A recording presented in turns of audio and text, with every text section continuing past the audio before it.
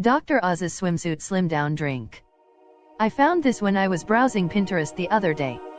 I'm not sure if it actually works or not, but I just thought it sounded good. I love grapefruit and anything flavored grapefruit, so I thought I would mix up a batch and see what it tastes like.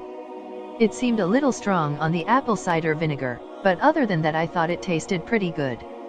The recipe says to drink it 3 times per day before your main meals, and it is supposed to help boost metabolism and burn fat. I have heard that eating or drinking grapefruit can aid you in your dieting, but I don't know how much it actually does. If nothing else, it gives me something to drink.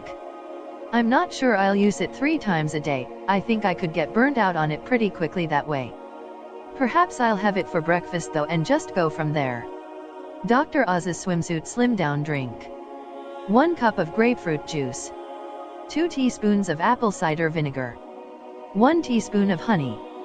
Mix all ingredients and drink 3 times per day, before breakfast, lunch, and dinner. Please don't forget to subscribe to my YouTube channel.